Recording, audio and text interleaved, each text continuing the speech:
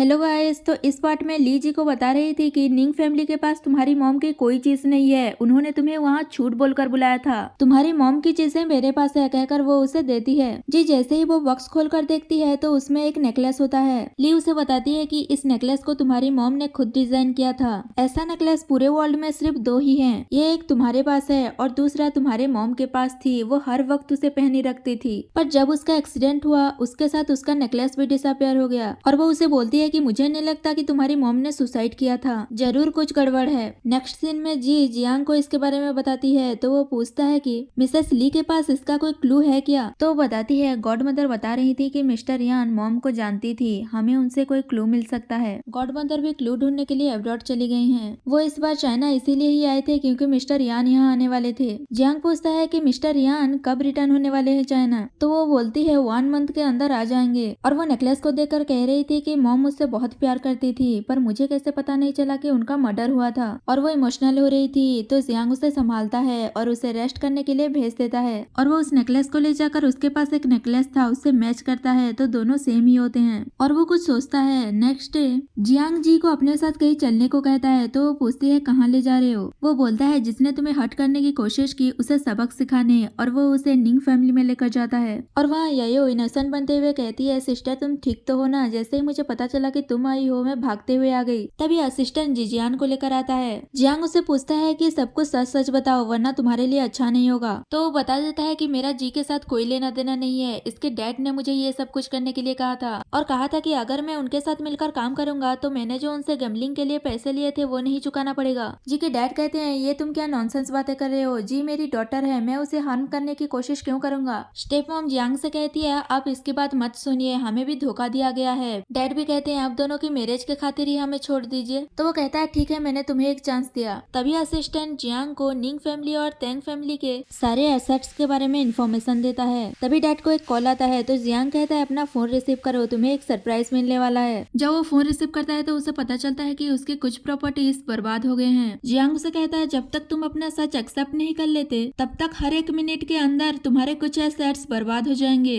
Dad कहते हैं ये तो गलत है ना, रूल्स के खिलाफ है ये। तो वो कहता है जो ज्यादा रिच होते हैं बस उसी के रूल्स चलते हैं। और जिजियान से कहता है नेक्स्ट तुम्हारी फैमिली की बारी है। तो वो कहता है ऐसा मत करो, अगर मेरे डैड को पता चल गया कि मैंने कांड कर दिया है तो वो मुझे छोड़ेंगे नहीं। मैंने सब कुछ सच तो बता दिया कि जी के डैड के कहने पर मैंने ये सब कुछ किया था, इन्होंने मुझे ये करने के लिए कहा था। तो वो झूठ बोल देता है कि मैंने ऐसा कुछ नहीं किया था, इसने मुझे कहा था कि ये और जी साथ में है और ये जी से शादी करना चाहता है। मैंने तो बस इस बात को पब्लिक किया है और कुछ नहीं। और वैसे भी यायो और जाओ की एंगेजमेंट बहुत पहले ही फिक्स्ड हो चुकी थी, मैंने कुछ नहीं किया कहकर वो जिजियान को मारने लगता है तो असिस्टेंट उसे रोकता है। जिजियान कहता है मेरे पास एविडेंस है कहकर वो रिकॉर्डिंग सुना देता है जिसमें वो लोग जी को हार्म करने की प्लानिंग कर रहे थे। और सीन यही कट हो जाता है। नेक्स्ट सीन में जियांग और जी वापस जा रहे थे तो जियांग कहता है मिसेस जियांग के साथ मैसअप होना अच्छी बात नहीं है। तो वो कहती है मेरे साथ मिस्टर जियांग है, अगर कुछ हुआ तो वो देख लेगा। और ये लोग भी कुछ ऐसा ही करना चाहते थे। जियांग कहता है तुमने सही कहा कहकर दोनों साथ में चले जाते हैं। उसके बाद जी अपने ऑफिस जाती है और वहाँ उसका असिस्टेंट उसकी मॉम की कुछ चीजें लेकर आता है और कहता है जब 10 साल पहले मैडम यहाँ थी उनकी कुछ इन्फॉर्मेशन है इसमें, पर वो बॉक्स लॉक्ड था। तो असिस्टेंट कहता है क्या मैं किसी लॉक ठीक करने वाले को बुला दूं, पर जी मना करती है और कहती है मैं नहीं चाहती कि मेरी मॉम की चीजें डिस्ट्रॉय हो।